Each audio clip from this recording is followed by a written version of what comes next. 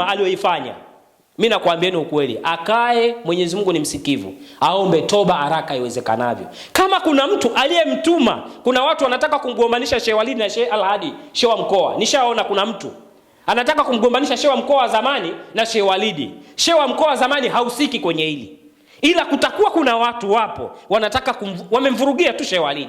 Labda niwaambie tu, kabla ya Sheikh wa mkoa alikuwa na maisha yake, ushanifahamu, na bado ataendelea kuwa na maisha yake. Na mimi niwaambie ndugu zangu wa Tanzania, Waislamu wenzangu, subra ndo jambo la msingi. Na Sheikh, tunakuomba usinyanyue mdomo wako kujibu chochote, kuwa na subra. Mwenyezi Mungu Allah atakulipia hapa hapa katika mgongo huu wa ardhi. Kabla ya mauti wako kila kitu kitakuwa kishafahamika.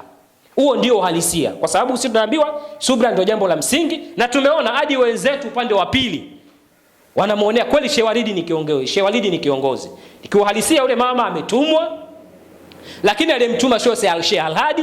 Kuna watu wanasema Sheikh Al-Hadi hausiki. Ushanifahamu? Mimi sijui nani anahusika, ushanifahamu?